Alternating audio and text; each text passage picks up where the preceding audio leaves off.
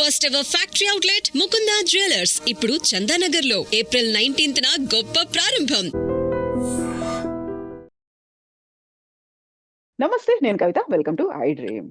14 ఏళ్ల యువ క్రికెటర్, ఒక సంచలనం. ఐపీఎల్ ఎంట్రీయే కాదు, తను చేసినటువంటి ఒక సెంచరీ, అక్కడున్నటువంటి అరవీర భయంకరులైనటువంటి సీనియర్ల ముందు కేవలం 35 బంతుల్లోనే సెంచరీ చేయడం అనేది, సో భవిష్యత్తుని మనం ఎలా అంచనాలు వేయొచ్చు అండ్ ఇది ఎలా మోటివేషన్ ఇస్తోంది? మనతో పాటుగా ఉన్నారు sports analyst and cricket commentator Venkatesh గారు. వెంకటేష్ గారు, నమస్కారం అండి. నమస్తే కవిత గారు. సో ఐపీఎల్ లో ఆక్షన్ టైంలోనే వైభవ్ సూర్యవంశీని కొనుక్కున్నప్పుడే మనం మాట్లాడాము. ఆయన ఎందుకని యాక్చువల్ గా బేస్ ప్రైస్ 30 lakhs అయితే 1.1 crores పెట్టి వైభవ్ ని ఎందుకు కొనుక్కున్నారు అనేది నిన్న చూపించినట్టున్నాడు కదా క్లియర్ గా పిక్చర్ అంతా. 1 crore అంటే ఒక 10 కోట్ల వాల్యూ ముందే అబ్బాయికి అని చెప్పి ప్రూవ్ చేశాడు.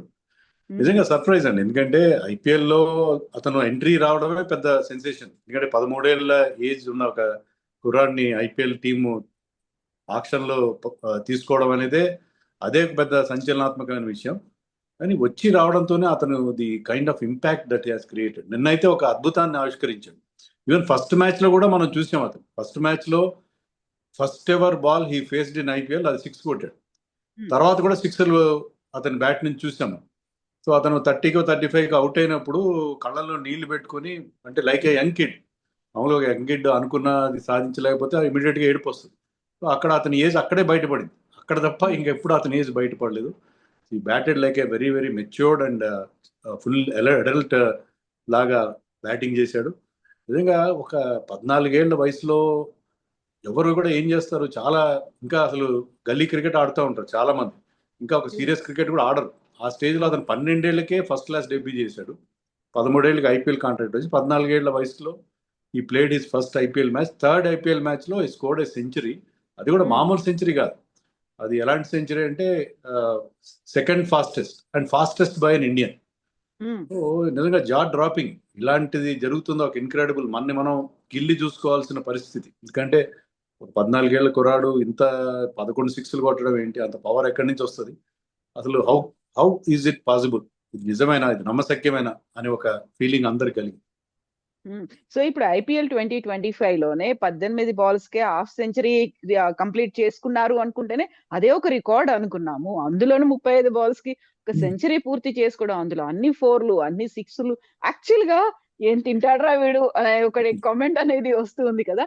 అంత ఎనర్జీ ఎలా వస్తుందండి అన్ని షాట్లు కొట్టడం అనేది, అండ్ వితౌట్ ఎనీ ఫియర్, అది కూడా 35 balls కి కంప్లీట్ చేయడం అనేది?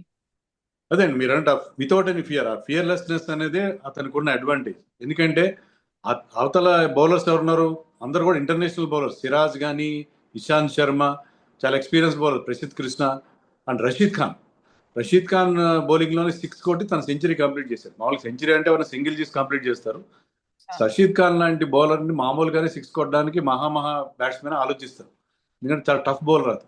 అతని బౌలింగ్ లో సెంచరీ సమీపిస్తుంది, 6 కొట్టి సెంచరీ చేయడం అంటే ఆ ఫియర్లెస్నెస్. అది ఇంకోటి ఏంటి, చాలా మంది అంటున్నారు ఏంటి అతనికి అంత పవర్ ఎలా వస్తుంది అంత యంగ్ ఏజ్ లో.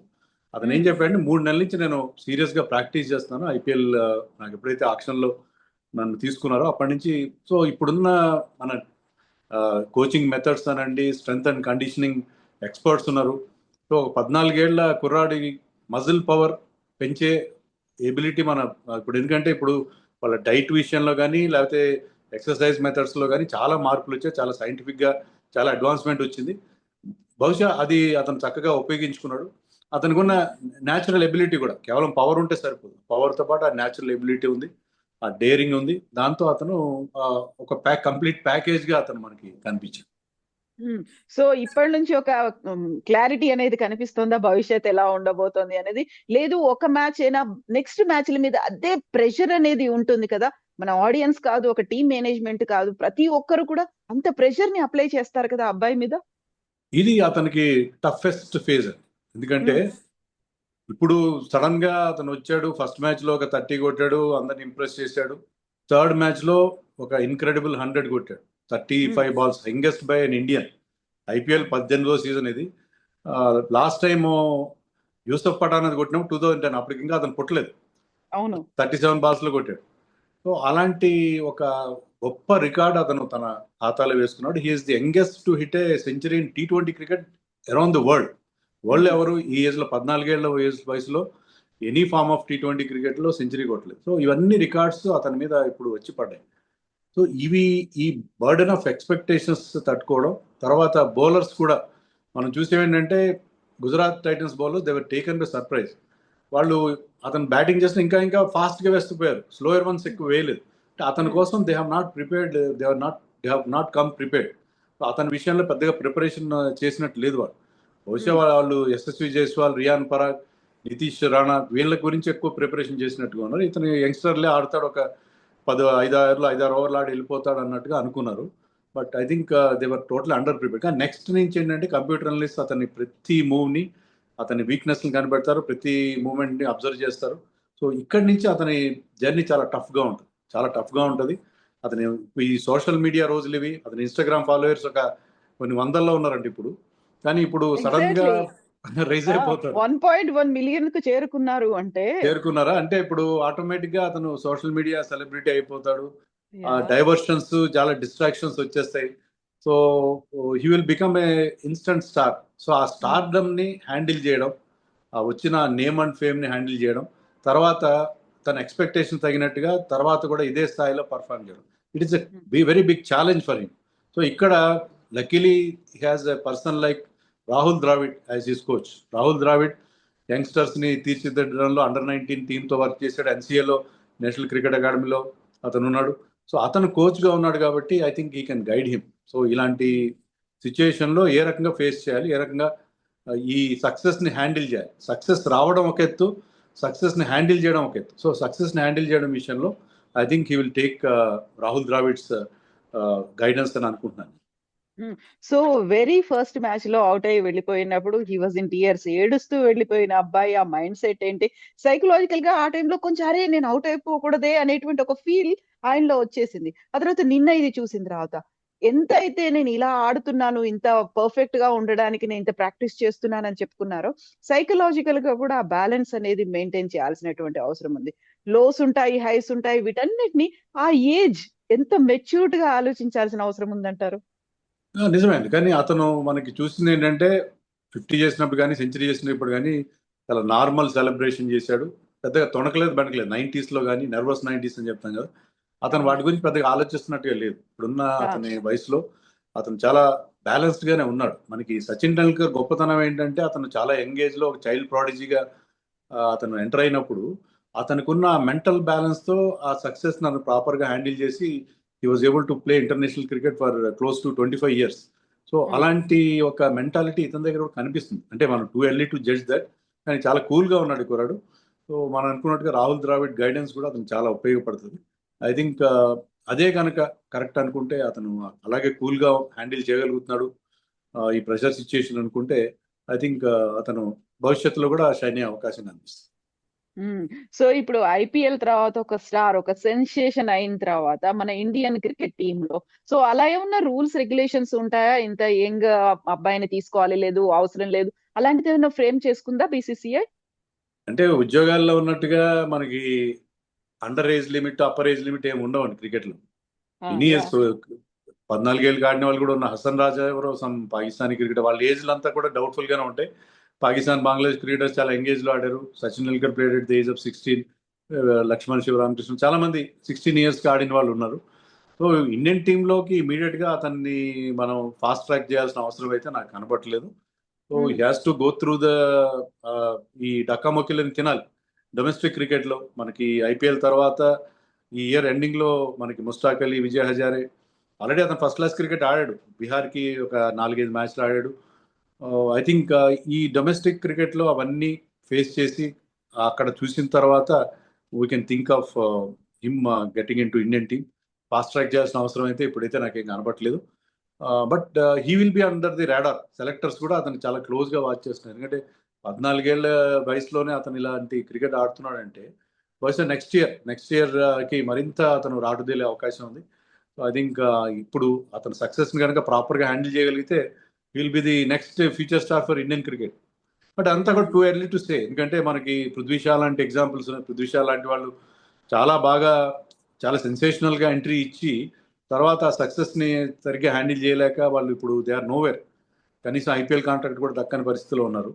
సో అందుకని మనం చాలా కాషియస్ గా అతని విషయంలో మనం అంటే ఇండియన్ టీంలో అతని ఎంట్రీ విషయంలో చాలా కాషియస్ గా వ్యవహరించాల్సిన అవసరం ఉందని అనుకుంటున్నాను.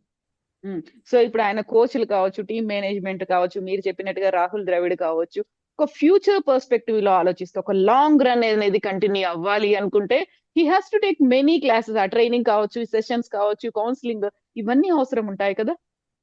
అవునండి, ఇప్పుడు ఫుట్బాల్లో there is a concept call life condition coach, అంటే లైఫ్ స్టైల్ కోచ్లు అని వాళ్ళు ఉంటారు ఫుట్బాల్లో. ఎందుకంటే ఫుట్బాల్లో కూడా ఇలాంటి చైల్డ్ ప్రాడిజీస్ చాలా మంది వస్తారు. వాళ్ళు ఏంటంటే అక్కడ ఇంకా ఎక్కువ మనీ ఉంటుంది, మనీ ఇంకా చాలా డిస్ట్రాక్షన్స్ ఉంటాయి.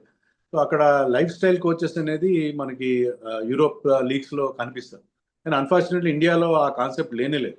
సో ఈ లైఫ్ స్టైల్ కోచెస్ అవసరం. ఇప్పుడు ఇతనే కాదు, even 16 years 17-year-old kid playing for Chennai, Ayush Mhatre. So ఇలాంటి వాళ్ళు చాలా మంది యంగ్స్టర్స్ వస్తున్నారు. Aniket Varma is also quite young, I think is 19. So ఇలాంటి టీనేజర్స్ చాలా మంది మనం ఐపీఎల్ వల్ల, ఐపీఎల్ టాలెంట్ మీట్స్ ఆపర్చునిటీ అంటాం కదా ఐపీఎల్లో. సో యంగ్స్టర్స్ కి బ్రహ్మాండమైన ఒక స్టేజ్, ఒక ఫోరం ఇస్తుంది ఐపీఎల్. సో వీళ్ళు చాలా చిన్న ఏజ్ లో నేమ్ అండ్ ఫేమ్ సంపాదిస్తున్నారు, డబ్బులు కూడా సంపాదిస్తున్నారు, కోట్లాది రూపాయలు సంపాదిస్తున్నారు. So money can spoil any kids life. ముఖ్యంగా టీనేజ్ లో ఉండే అతనికి ఉండే చాలా టెంప్టేషన్స్ ఉంటాయి, చాలా డిస్ట్రాక్షన్స్ ఉంటాయి. అందుకనే లైఫ్ స్టైల్ కోచెస్ ఖచ్చితంగా అవసరం. ఇండియాలో లైఫ్ స్టైల్ కోచెస్ డెవలప్ చేసుకోవాల్సిన అవసరం ఖచ్చితంగా ఉంది at this stage. So audience గా కూడా మనం ఎక్కువ ఎక్స్పెక్టేషన్ పెట్టుకుని, ఆ ప్రెషర్ పెట్టుకుని, ఆ తర్వాత మళ్ళీ డిసప్పాయింట్మెంట్స్ అయ్యి, తర్వాత ట్రోలింగ్లు, అబ్యూజులు ఇవి లేకుండా మనల్ని కూడా మనం కన్స్ట్రెంట్స్ లో పెట్టుకోవాలి, లిమిట్స్ లో ఉంచుకోవాల్సినటువంటి అవసరం ఉంది కదా. అంతేనండి, ఇప్పుడు అతను ఒక్క మ్యాచ్ చూడగానే మనం అతను ఆకాశానికి ఎత్తేసి బ్రహ్మరథం పట్టాల్సిన అవసరం లేదు. ఎందుకంటే ఐపీఎల్లో ఇంకా మ్యాచ్లు ఉన్న వాళ్ళకి ఐ థింక్ ఒక 4 మ్యాచ్లు మిగిలి ఉన్నాయి వాళ్ళకి.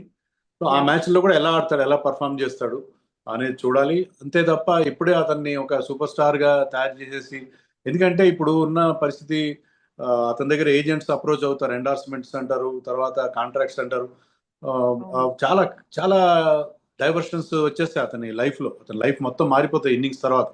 సో ఇలాంటి సిచ్యుయేషన్లో మనం అతని సక్సెస్ని చాలా జాగ్రత్తగా హ్యాండిల్, ఎవరైతే అతని కెరియర్ని హ్యాండిల్ చేస్తున్నారో వాళ్ళు కూడా చాలా జాగ్రత్తగా వ్యవహరించాలి.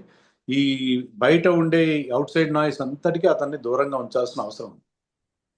Yes Venkatesh garu, thank you so much అండి. Thank you for the information and inputs అండి. Thank you.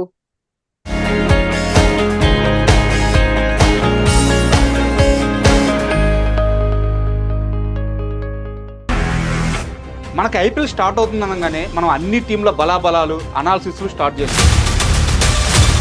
కప్పు గెలుచుకున్న తర్వాత చేసే ఈవెంట్ ఎలా ఉంటుందో వీళ్ళు ముందే ఆ సెలబ్రేషన్ స్టార్ట్ చేశారేమో అనిపించేలా